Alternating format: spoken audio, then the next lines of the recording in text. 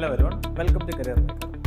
ഇന്ന് നമ്മൾ ഈ വർഷം വരാനിരിക്കുന്ന IBPS ക്ലർക്ക് അതുപോലെ IBPS RRB ക്ലർക്ക് ഇതിൻ്റെ രണ്ടിൻ്റെയും പ്രിലിംസിന് എക്സ്പെക്ട് ചെയ്യാവുന്ന ലെവലിലുള്ള കുറച്ച് അരിത്തമെറ്റിക് ക്വസ്റ്റ്യൻസ് ആണ് പ്രാക്ടീസ് ചെയ്യാൻ പോകുന്നത്. ഓക്കെ, ആദ്യത്തെ ക്വസ്റ്റ്യൻ അത് തുടങ്ങാം.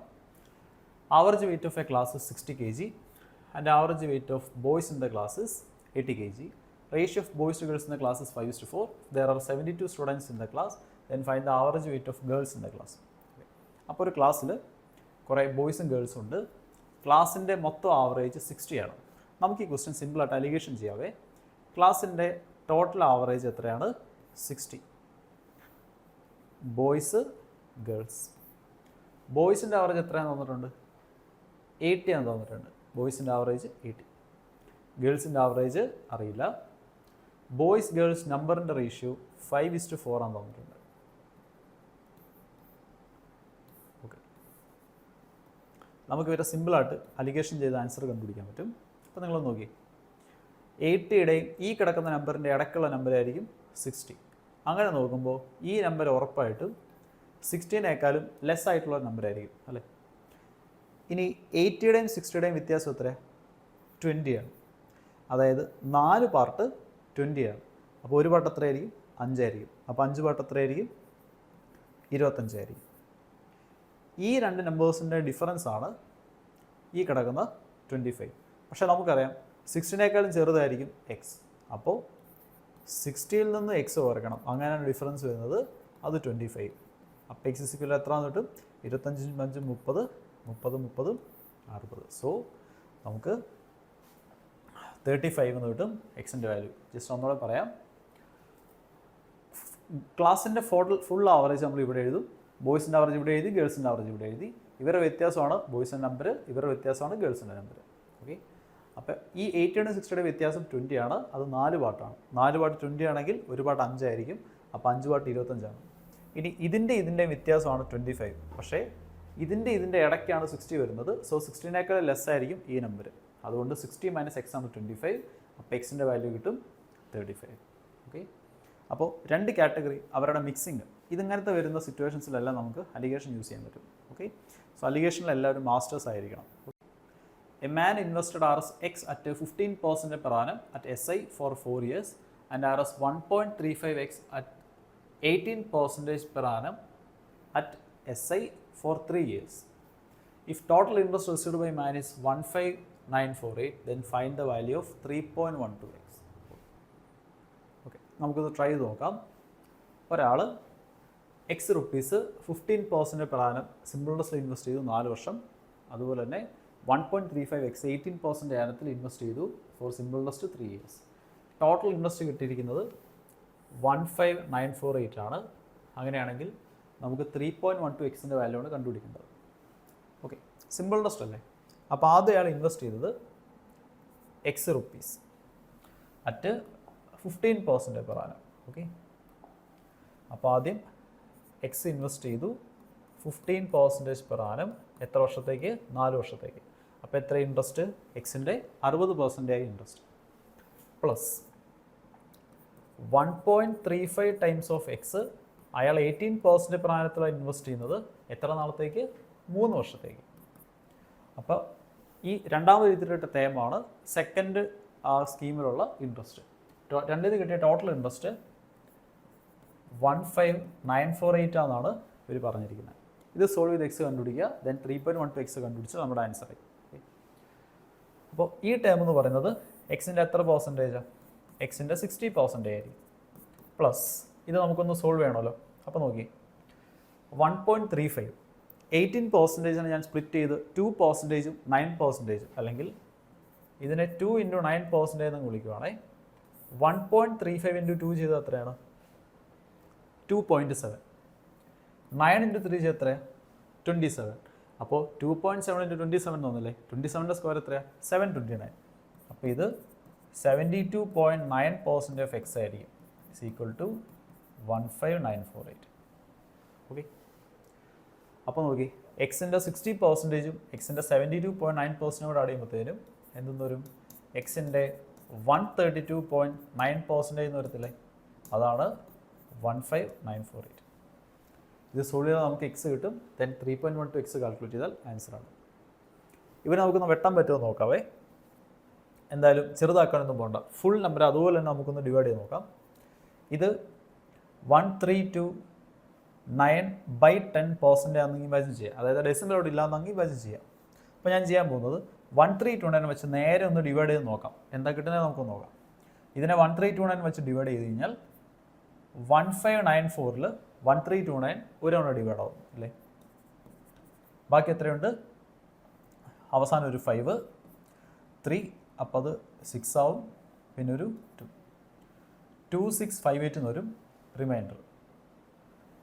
1329-ൻ്റെ ഡബിൾ അല്ലേ 2658, അപ്പോൾ 1329 ഇതിൽ 2 ടൈംസ് ഡിവൈഡ് ആവും. അതായത് 1329 × 12 ആണ് ഈ കിടക്കുന്ന സാധനം. അങ്ങനെയാണെങ്കിൽ 132.9% അവിടെ വെട്ടുന്ന സമയത്ത് വരുന്നത് 12. ഈ ഡെസിമൽ കട്ടാവാൻ വേണ്ടി ഒരു 0, പെർസെൻറ്റേജ് കട്ടാവാൻ വേണ്ടി 2 0. എക്സിൻ്റെ വാല്യൂ എത്രയാണ്, 12,000 ആണ്.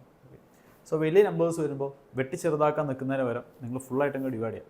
ഓക്കെ, ചില കേസസിൽ ഈസി ആയിട്ട് കിട്ടും, ചില കേസസിൽ ഫ്രാക്ഷനിലോട്ട് പോകും, അതനുസരിച്ച് നമുക്കത് ഡീൽ ചെയ്യാം. ഓക്കെ, ഇനി നമുക്ക് വേണ്ടത് 3.12x ആണ്. ഓക്കെ, ഇതിന് നമ്മളിനി എന്ത് ചെയ്യണം, 3.12 വെച്ച് മൾട്ടിപ്ലൈ ചെയ്യണം. മൾട്ടിപ്ലൈ ചെയ്യുന്ന സമയത്ത് ഇതിൻ്റെ 2 ഡെസിമൽ ഇവിടെ കട്ടായി പോകും അല്ലേ. ലാസ്റ്റ് ഒരു 0 വരും. 312 × 12 മൾട്ടിപ്ലൈ ചെയ്താൽ ആൻസറാണ്. 312 × 12 മൾട്ടിപ്ലൈ ചെയ്താൽ എങ്ങനെയാണ്, 312 0, പിന്നെ 627 കൂടെ ആഡ് ചെയ്താൽ മതി. അപ്പോൾ 37440 എന്ന് വരും നമ്മുടെ ആൻസർ. ഓക്കെ, അപ്പോൾ കുറേ വേരിയബിൾസും ഡെസിമൽസും ഒക്കെ വന്നെന്ന് പറഞ്ഞുകൊണ്ട് ക്വസ്റ്റ്യൻ ടഫ് ആയിരിക്കത്തില്ല. ഓക്കെ, ഇതിപ്പോൾ നിങ്ങളുണ്ട് എത്ര ഈസി ആയിട്ടാണ് നമ്മളത് സോൾവ് ചെയ്തിരിക്കുന്നത്. സോ ക്വസ്റ്റ്യൻ കാണുമ്പോൾ ടഫാണെന്ന് തോന്നുമെങ്കിലും അത് സോൾവ് ചെയ്യുമ്പോഴായിരിക്കും നമുക്ക് അതിൻ്റെ ഈസിനെസ് മനസ്സിലാവുന്നത്. പക്ഷേ പ്രോപ്പർ സ്ട്രാറ്റജിയിൽ പോകണം. ഓക്കെ, പ്രോപ്പർ സ്ട്രാറ്റജിയിൽ പോകണം, എന്നാലേ ഈ പറഞ്ഞ ഈസിനെസ് നിങ്ങൾക്ക് കിട്ടത്തുള്ളൂ. ഓക്കെ, നമുക്ക് അടുത്ത ക്വസ്റ്റ്യൻ ചെയ്യാവേ, വായിച്ച് നോക്കുക. In A class percentage of students who pass the exam is 60%. പാസ്സായ പിള്ളേർ പെർസെൻറ്റേജ് 60% ആണ്. പാസ്സായ ബോയ്സിൻ്റെയും ഗേൾസിൻ്റെയും എണ്ണം സെയിം ആണ്. Boys who fail the exam are 200% more than girls who fail the exam. അതായത് ഫെയിലായ ബോയ്സിൻ്റെ എണ്ണം എന്ന് പറയുന്നത് ഫെയിലായ ഗേൾസിനേക്കാളും 200% കൂടുതലാണ്. അങ്ങനെയാണെങ്കിൽ ടോട്ടൽ സ്റ്റുഡൻസിൽ എത്ര ഗേൾസ് പെർസെൻറ്റേജ് ഫെയിലായി എന്നാണ് നമ്മുടെ അടുത്ത് ചോദിച്ചിരിക്കുന്നത്. അപ്പോൾ ബോയ്സ് ഉണ്ട്, ഗേൾസ് ഉണ്ട്. ബോയ്സിലുണ്ട് പാസും ഫെയിലും, ഗേൾസിലുണ്ട് പാസും ഫെയിലും. ഇനി in A class percentage students pass the exam 60% എന്നല്ലേ പറഞ്ഞിരിക്കുന്നത്. അപ്പോൾ നമുക്കൊരു കാര്യം ചെയ്യാം, ടോട്ടൽ സ്റ്റുഡൻസിൻ്റെ എണ്ണം 100 ആണെന്ന് വിചാരിക്കാം. നമുക്ക് എക്സാക്ട് നമ്പേഴ്സ് ഒന്നും ഒരിടത്തും കാൽക്കുലേറ്റ് ചെയ്യണ്ട, നമുക്ക് ലാസ്റ്റ് ഒരു പെർസെൻറ്റേജ് അല്ലേ കാൽക്കുലേറ്റ് ചെയ്യേണ്ടത്. ടോട്ടൽ പിള്ളേരുടെ എണ്ണം 100 ആണെങ്കിൽ ടോട്ടൽ പാസ്സായ പിള്ളേരുടെ എണ്ണം എത്രയായിരിക്കും, 60 ആയിരിക്കും അല്ലേ. പാസ്സായ പിള്ളേരുടെ എണ്ണം 60 ആയിരിക്കും. Number of boys and girls who pass the exam same എന്നല്ലേ പറഞ്ഞിരിക്കുന്നത്. അപ്പോൾ ഈ 60-നെ 2 ഈക്വൽ കഷ്ണമാക്കിയാൽ ബോയ്സിലും ഗേൾസിലും പാസ്സായ പിള്ളേരുടെ എണ്ണം എത്രയായിരിക്കും, 30 എന്ന് കിട്ടും. ഇനി boys who fail the exam are 200% more than girls who fail the exam. അപ്പോൾ ഫെയിലായ ഗേൾസിനേക്കാളും 200% മോർ ആണ് ബോയ്സ് ഹു ഫെയിൽ ആയത്. അപ്പോൾ ഈ ഫെയിലായ ഗേൾസിൻ്റെ എണ്ണം എക്സ് ആണെങ്കിൽ ഇതെത്രയായിരിക്കും, 3x ആയിരിക്കും. കാരണം ഇതിനേക്കാളും 200 ടൈംസ് 2 ടൈംസ് കൂടുതലാണെന്നാണ് പറഞ്ഞിരിക്കുന്നത്. ഓക്കെ, ഇനി നമുക്ക് find the percentage of girls who failed out of total students. ടോട്ടൽ സ്റ്റുഡൻസിൽ ഫെയിലായ പിള്ളേരുടെ എണ്ണം എത്രയാണെന്നല്ലേ ചോദിച്ചിരിക്കുന്നത്. അപ്പോൾ നിങ്ങൾ നോക്കിയേ, ടോട്ടൽ പാസ് ആയത് 60 ആണെങ്കിൽ ടോട്ടൽ ഫെയിൽ ആയത് എത്രയായിരിക്കും, 40 ആയിരിക്കത്തില്ലേ. 3x + x അതെത്രയാണ്, 4x. 4x 40 ആണെങ്കിൽ എക്സിൻ്റെ വാല്യൂ 10 അല്ലേ. അപ്പോൾ ഇതെത്രയായിരിക്കും, ഇത് 30 ആയിരിക്കും, ഇതെത്രയായിരിക്കും, 10 ആയിരിക്കും. നമുക്കിനി കണ്ടുപിടിക്കേണ്ടത് out of total students percentage of girls who failed എത്രയാണെന്നല്ലേ ചോദിച്ചിരിക്കുന്നത്. എത്രയാണ്, ഫെയിലായ ഗേൾസ് 10 ആണ്. ഔട്ട് ഓഫ് ടോട്ടൽ എത്രയാണ്, 100. 10/100 എന്ന് പറഞ്ഞാൽ 1/10. അത് എത്ര പെർസെൻറ്റേജാണ്, 10% എന്നുള്ള കാര്യം നമുക്കറിയാം അല്ലേ. ഓക്കെ, അപ്പോൾ ക്വസ്റ്റ്യനിൽ ഒരിടത്തും എക്സാക്ട് നമ്പേഴ്സിനെ പറ്റി മെൻഷൻ ചെയ്തിട്ടില്ല. സോ നമുക്കിത് എന്ത് യൂസ് ചെയ്ത് ചെയ്യാം, സിംപ്ലി റേഷ്യോ അപ്ലൈ ചെയ്ത് നമുക്ക് ഈ സാധനം ചെയ്യാൻ പറ്റും. ഓക്കെ, അടുത്ത ക്വസ്റ്റ്യൻ നോക്കുക. A rectangular path of 3 meter surrounding a garden whose length is 3 meter more than its width. If cost of paint in the part at the rate of 0.5 RS per meter square is 273, find the area of the garden. Okay. ഒരു ഗാർഡൻ്റെ length വിഡ്ത്തിനേക്കാളും 3 metre കൂടുതലാണ്. ഇതിന് ചുറ്റും 3 metre വിഡ്ത്തിലൊരു rectangular path ഉണ്ട്. ഈ path paint ചെയ്യാനുള്ള cost ഒരു metre സ്ക്വയറിന് 0.5 വെച്ചിട്ടാണെങ്കിൽ 273 രൂപയാവുമെന്നാണ് പറഞ്ഞിരിക്കുന്നത്. അങ്ങനെയാണെങ്കിൽ ആ പാത്തിൻ്റെ ഏരിയ നമുക്ക് കിട്ടും. ഓക്കെ, ഏരിയ ഓഫ് പാത്ത് നമുക്ക് കിട്ടും. എത്രയായിരിക്കും? ഏരിയ ഇൻറ്റു 0.5 ചെയ്യുമ്പോഴാണ് 273 കിട്ടുന്നത്. അപ്പോൾ ഏരിയ എന്ന് പറഞ്ഞാൽ 273 ഡബിൾ ആയിരിക്കത്തില്ലേ? എത്രയായിരിക്കും? 546. ഇതായിരിക്കും അതിൻ്റെ ഏരിയ. ഇനി റെക്റ്റാങ്കുലർ ഫീൽഡിന് ചുറ്റും ഇത് ലെങ്ത്തും ഇത് ബ്രെഡ്ത്തും ആണെങ്കിൽ ഇതിന് ചുറ്റും W വിഡ്ത്തിലുള്ള ഒരു റോഡ് ഉണ്ടെങ്കിൽ ആ റോഡിൻ്റെ ഏരിയ കിട്ടാനുള്ള ഇക്വേഷനാണ് L + B + 2W × 2W.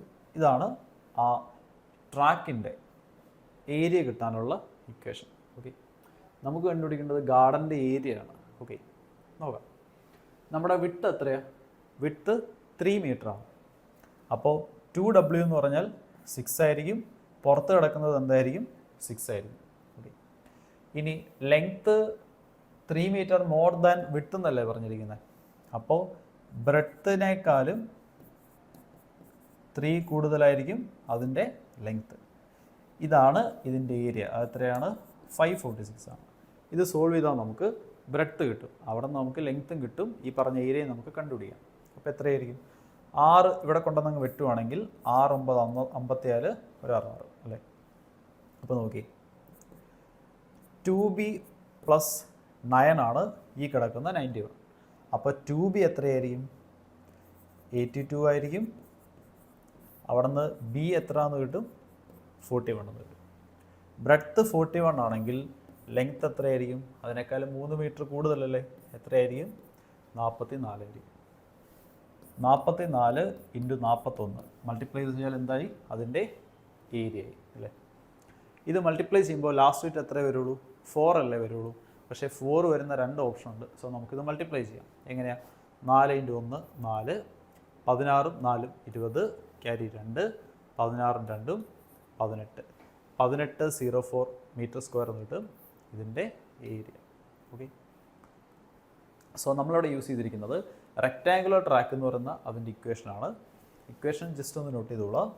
ഈ ട്രാക്കിൻ്റെ ഏരിയ കിട്ടാൻ വേണ്ടി L + B + 2W × 2W, length breadth, ആ പുറത്ത് വേണ്ട ആ ട്രാക്കിൻ്റെ വിഡ്ത്താണ് W കൊണ്ട് ഉദ്ദേശിക്കുന്നത്. ഇത്രയേ ഉള്ളൂ. ഡയറക്റ്റ് ക്വസ്റ്റ്യൻ ആണ്. ഇക്വേഷൻ അറിയാമെങ്കിൽ അതുപോലെ ബേസിക് അരിത്തമെറ്റിക് സ്കില്ലുണ്ടെങ്കിൽ നമുക്ക് ഈ ക്വസ്റ്റ്യൻ സുഖമായിട്ട് നമുക്ക് സോൾവ് ചെയ്തെടുക്കാൻ പറ്റും. ഓക്കെ, യെസ്, നെക്സ്റ്റ് ക്വസ്റ്റ്യനകത്തോട്ട് പോവാം. Ratio of age of P 2 years ago to age of R 2 years hence is 1:2. പിയുടെ 2 വർഷം മുമ്പത്തെ ഏജും ആറിൻ്റെ 2 വർഷം കഴിഞ്ഞിട്ടുള്ള ഏജും തമ്മിലുള്ള റേഷ്യോ എത്രയാണ്? 1:2 ആണ്. Q's percentage is 25% more than P's percentage. പിയുടെ പെർസെൻറ്റേജിനേക്കാളും 25% കൂടുതലാണ് ക്യൂവിൻ്റെ percentage. If average of percentage of P and R is 39, പിൻ്റെ ആറിൻ്റെയും ആവറേജ് ഏജ് എന്ന് പറയുന്നത് 39 ആണെങ്കിൽ പിൻ്റെ 5 ഇയേഴ്സ് ശേഷമുള്ള ഏജും ആറിൻ്റെ പെർസെൻറ്റേജും തമ്മിലുള്ള റേഷ്യോ എടുക്കാനാണ് നമ്മളോട് പറഞ്ഞിരിക്കുന്നത്. നിങ്ങൾ നോക്കി, നമുക്ക് ലാസ്റ്റ് കണ്ടുപിടിക്കാൻ പറഞ്ഞിരിക്കുന്നത് difference between P's age 5 years hence and R's percentage. P 5 വർഷം കഴിഞ്ഞിട്ടുള്ള ഏജും ആറിൻ്റെ പെർസെൻറ്റേജും തമ്മിലുള്ള വ്യത്യാസം എടുക്കാനാണ് പറഞ്ഞിരിക്കുന്നത്. പിൻ്റെ ആറിൻ്റെ ഒരു റേഷ്യോ തന്നിട്ടുണ്ട്, പിൻ്റെ ആറിൻ്റെ ഒരു ആവറേജും തന്നിട്ടുണ്ട്. ഇതിനിടയ്ക്ക് ഒരു ക്യൂവിൻ്റെ കാര്യം പറഞ്ഞേക്കുന്നുണ്ടോ? ക്യൂവിൻ്റെ കാര്യം നമ്മൾ മൈൻഡ് ചെയ്താലും ഇല്ലെങ്കിലും നമ്മുടെ ക്വസ്റ്റ്യനെ അത് ബാധിക്കുമോ? ഇല്ല. ഓക്കെ, നമ്മൾ വെറുതെ ക്യൂവിൻ്റെ വാല്യൂ ഒക്കെ കണ്ടുപിടിച്ചിട്ട് വല്ല കാര്യമുണ്ടോ? ഇല്ല. നമ്മുടെ ശ്രദ്ധ തിരിക്കാൻ വേണ്ടി, നമ്മുടെ ടൈം കളയാൻ വേണ്ടി അൺവാണ്ടഡ് ആയിട്ട് കുറേ കാര്യങ്ങൾ ക്വസ്റ്റ്യനിൽ തന്നിട്ടുണ്ടാവും. നമ്മളതൊന്നും എടുക്കണ്ട. എന്താണ് ചോദിച്ചിരിക്കുന്നത്, എന്തൊക്കെയാണ് തന്നേക്കുന്നത്, ചോദിച്ചിരിക്കുന്നത് കണ്ടുപിടിക്കാൻ തന്നേക്കുന്നതിന് എന്തൊക്കെ നമുക്ക് വേണം അത് മാത്രം നമ്മൾ എടുത്താൽ മതി. അതുകൊണ്ടാണ് ചില ക്വസ്റ്റ്യൻസിലൊക്കെ നമ്മൾ ഒരിടത്ത് എത്താതെ പോകുന്നത്. ഓക്കെ, സോ ക്വസ്റ്റ്യനിൽ പറഞ്ഞ കാര്യങ്ങളെല്ലാം നമ്മൾ നല്ലപോലെ ഒബ്സർവ് ചെയ്യണം. ഓക്കെ, എന്നാൽ മാത്രമേ നമുക്ക് എക്സൽ ചെയ്യാൻ പറ്റത്തുള്ളൂ. ഓക്കെ, അപ്പോൾ നോക്കി, 2 വർഷം മുമ്പുള്ള പിയുടെ ഏജും 2 വർഷത്തിന് ശേഷമുള്ള ആറിൻ്റെ ഏജും തമ്മിലുള്ള റേഷ്യോ 1:2 ആണ്. ഓക്കെ, പിൻ്റെ ആറിൻ്റെയും പ്രസൻറ്റ് ഏജിൻ്റെ റേഷ്യോ എത്രയാണ്? 39 ആണ്. അപ്പോൾ നിങ്ങൾ നോക്കി, 2 വർഷം മുമ്പുള്ള പിയുടെ ഏജും 2 വർഷത്തിന് ശേഷമുള്ള ആറിൻ്റെ ഏജും തമ്മിലുള്ള റേഷ്യോ 1:2 അല്ലേ? 2 വർഷം മുമ്പുള്ള പിയുടെ ഏജും 2 വർഷത്തിന് ശേഷമുള്ള ആറിൻ്റെ ഏജും തമ്മിലുള്ള റേഷ്യോ 1:2 അല്ലേ? ഞാൻ ഇതിനെ 1x എന്നും 2x എന്നും വിളിക്കുവാണെങ്കിൽ ഇവരുടെ സമ്മ് 3x എന്ന് പറയുന്നത് സിംബി P+R ആയിരിക്കത്തില്ലേ? അതായത് ഇവിടുത്തെ -2 അവിടുത്തെ +2 ഇയറും കൂടെ ക്യാൻസൽ ആയി പോകത്തില്ലേ? അങ്ങനെ പിയുടെ പെർസെൻറ്റേജ് പ്ലസ് ആറിൻ്റെ പെർസെൻറ്റേജ് ഈക്വൽ 3x എന്ന രീതി കിട്ടത്തില്ലേ? ഓക്കെ, ഇനി നോക്കി, നമുക്ക് പിയുടെ ആറിൻ്റെയും പെർസെൻറ്റേജിൻ്റെ ആവറേജ് കയ്യിലുണ്ട്. എത്രയാണ്? 39. പെർസെൻറ്റേജിൻ്റെ ആവറേജ് 39 ആണെങ്കിൽ പെർസെൻറ്റേജിൻ്റെ സം എത്രയായിരിക്കും? അതിൻ്റെ ഡബിൾ 78 ആയിരിക്കത്തില്ലേ? 78നെ നമുക്ക് 3x എന്നങ്ങ് വിളിക്കാൻ പാടില്ലേ? പ്രശ്നമുണ്ടോ? ഒരു പ്രശ്നമില്ല. അപ്പോൾ എക്സ് നമുക്ക് കിട്ടും. എത്രയായിരിക്കും? എക്സിൻ്റെ വാല്യൂ 3 അവിടെ ഒട്ടിക്കഴിഞ്ഞാൽ 3 × 2 6, 3 × 6 18. എക്സിൻ്റെ വാല്യൂ എത്രയാണ്? 26. അപ്പോൾ നിങ്ങൾ നോക്കി, എക്സിൻ്റെ വാല്യൂ 26, 2xൻ്റെ വാല്യൂ എത്രയായിരിക്കും? 52. ഈ 26 എന്ന് പറയുന്നത് 2 വർഷം മുമ്പുള്ള പിയുടെ ഏജാണ്. അപ്പോൾ പിയുടെ ഇപ്പോഴത്തെ ഏജ് എത്രയായിരിക്കും? 28 ആയിരിക്കും. ആറിൻ്റെ ഇപ്പോഴത്തെ ഏജ് എത്രയായിരിക്കും? 2 വർഷത്തിന് ശേഷം 52. അപ്പോൾ ആറിന് ഇപ്പോൾ എത്രയായിരിക്കും? 50 ആയിരിക്കും. ഓക്കെ ആണോ? തീർന്നില്ല പരിപാടി. കണ്ടുപിടിക്കേണ്ടത് പീസ് ഏജ് 5 years ഹെൻസ്. 5 വർഷത്തിന് ശേഷമുള്ള പിയുടെ ഏജ് അത് എത്രയായിരിക്കും? 28 5 33 ആയിരിക്കും. ഈ 33ഉം ആറിൻ്റെ പെർസെൻറ്റേജ് നമ്മളുള്ള റേഷ്യോ എടുക്കാൻ, വ്യത്യാസം എടുക്കാനല്ലേ പറഞ്ഞിരിക്കുന്നത്. എത്രയായിരിക്കും വ്യത്യാസം? 17 ആയിരിക്കും.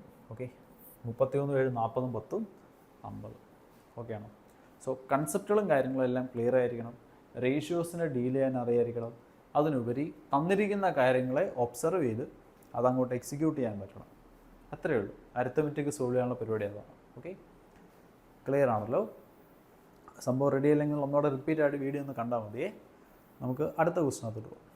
ഓക്കെ, സോ അരിത്തമെറ്റിക് എന്ന് പറയുമ്പോൾ ബേസിക്കലി റേഷ്യോസ്, പെർസെൻറ്റേജസ്, ആവറേജസ്, പിന്നെ നമ്മൾ ഓരോ ടോപ്പിക്കിലും പഠിക്കുന്ന കൺസെപ്റ്റുകൾ, ഇതെല്ലാം അടിപൊളിയായിട്ട് പഠിച്ചെങ്കിൽ മാത്രമേ എന്ത് ചെയ്യാൻ പറ്റത്തുള്ളൂ? അരിത്തമെറ്റിക് നിങ്ങൾക്ക് ക്ലിയർ ചെയ്യാൻ പറ്റുള്ളൂ. ഓക്കെ, യൂഷ്വലി എല്ലാ കുട്ടികളും പറയാറുണ്ട് അരിത്തമെറ്റിക് ഭയങ്കര ടഫാണ്, അരിത്തമെറ്റിക് ടഫാണ്. ടഫാവുന്നതിൻ്റെ കാരണം ഒന്ന്, നമ്മൾ കൺസെപ്റ്റുകളൊന്നും പഠിക്കാതെ കുറേ ഷോർട്ട് കട്ടുകൾ പുറകെ പോകും. ഷോർട്ട് കട്ടുകൾ നമുക്ക് വേണം, ഷോർട്ട് കട്ടുകളും നമുക്ക് അത്യാവശ്യമാണ്. പെട്ടെന്ന് സോൾവ് ചെയ്യാൻ ഷോർട്ട് കട്ടുകൾ നമ്മളെ ഹെൽപ്പ് ചെയ്യും. Okay,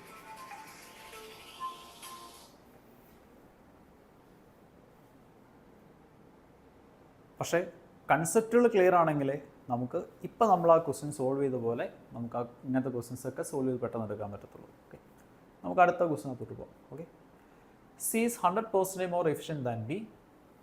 A alone can complete a piece of work in 9 days. Okay, ബിനേക്കാളും 100% കൂടുതൽ എഫിഷ്യൻ്റ് ആണ് സി എന്ന് പറയുന്ന ആൾ. അതുപോലെ എക്കൊരു വർക്ക് കംപ്ലീറ്റ് ചെയ്യാൻ 9 ദിവസം വേണം. ബിയും സി ഒരുമിച്ച് നിന്ന് കഴിഞ്ഞാൽ വർക്ക് തീരാൻ 2 and 2/3 days മതി. അങ്ങനെയാണെങ്കിൽ what portion work will be complete for and B work together for 4 days. എയും ബി ഒരുമിച്ച് വർക്ക് ചെയ്താൽ എത്ര ദിവസം കൊണ്ട് വർക്ക് തീരുന്നതാണ് ചോദിച്ചിരിക്കുന്നത്. ഓക്കെ, നമുക്ക് തന്നിരിക്കുന്ന കാര്യങ്ങളൊന്ന് നോട്ട് ചെയ്ത് നോക്കാം. എ, ബി, സി ഇവരുടെ എഫിഷ്യൻസി റേഷ്യോ നമുക്കൊന്ന് എഴുതി നോക്കാം. C is 100% more efficient than B. അതായത് ബിയുടെ എഫിഷ്യൻസി 1 part ആണെങ്കിൽ സിയുടെ എഫിഷ്യൻസി എത്രയായിരിക്കും? 2 part ആയിരിക്കും. ഇതാണ് ഇവരുടെ efficiency. A alone can complete a piece of work in 9 days. അതായത് എ എന്ന് പറയുന്ന ആൾ വർക്ക് ഒറ്റയ്ക്ക് നിന്നാൽ എത്ര ദിവസം മതി വർക്ക് തീരാനായിട്ട്? 9 ദിവസം മതി. B and C together complete the work in 2 and 2/3 days. 2 and 2/3 days എന്ന് പറഞ്ഞാൽ എത്ര? 6 × 8 8/3 days അല്ലേ? അപ്പോൾ നോക്കി, ഇയാളുടെ എഫിഷ്യൻസി 1 part, ഇയാളുടെ എഫിഷ്യൻസി 2 part. ആദ്യം എത്ര? 3 part എഫിഷ്യൻസിയിൽ അവർ എത്ര ദിവസം വർക്ക് ചെയ്യണം? 8/3 days വർക്ക് ചെയ്യണം. അപ്പോൾ നമുക്ക് വർക്ക് കിട്ടത്തില്ലേ? ഇത് ടൈം, ഇത് എഫിഷ്യൻസിയാണ്, ഇത് ടൈമാണ്. എഫിഷ്യൻസിയും ടൈമും മൾട്ടിപ്ലൈ എന്ത് കിട്ടും? വർക്ക് കിട്ടും. 3 3 മൾട്ടിപ്ലൈ വെട്ടിപ്പോയി നമുക്ക് വർക്ക് എത്ര എന്ന് കിട്ടും? 8x എന്ന് കിട്ടും വർക്ക്. ഓക്കെ, വർക്ക്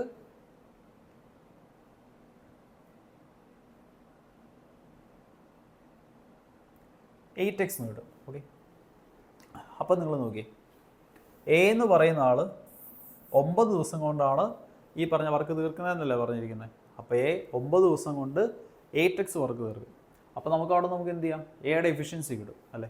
അതായത് 9 ഡേയ്സ് ഇൻറ്റു എയുടെ എഫിഷ്യൻസി മൾട്ടിപ്ലൈ ചെയ്യുമ്പോഴാണ് 8x വരുന്നത്. അപ്പോൾ എയുടെ എഫിഷ്യൻസി എത്രയാണ്?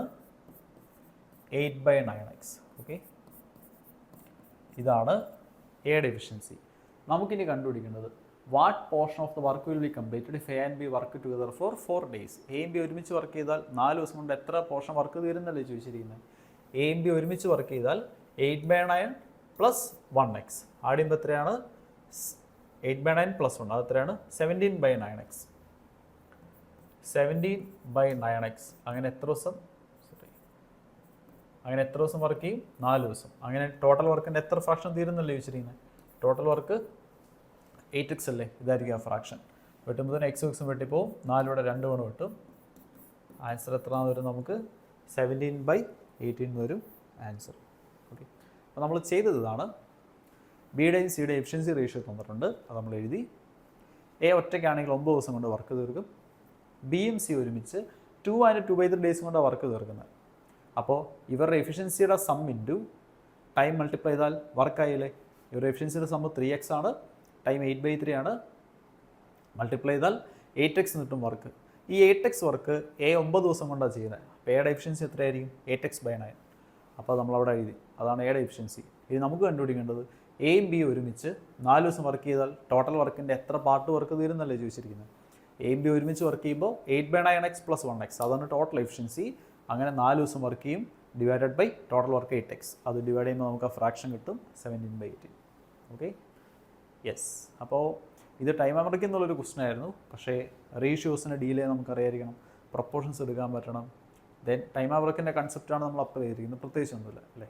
യെസ്, അപ്പോൾ ഇത്രയും ക്വസ്റ്റൻസ് ആണ് ഈ ഒരു ക്ലാസ്സിൽ നിങ്ങളോട് ഡിസ്കസ് ചെയ്യാനായിട്ട് ഉദ്ദേശിച്ചത്. സോ ഈ ക്വസ്റ്റൻസ് എല്ലാം നിങ്ങൾക്ക് മനസ്സിലായെന്ന് വിചാരിക്കുന്നു. അവരെ നിങ്ങൾ പ്രിപ്പറേഷൻ ഹെൽപ്ഫുൾ ആയെന്ന് വിചാരിക്കുന്നു. നമുക്ക് മറ്റൊരു ക്ലാസ്സിൽ കാണാം. Thank you.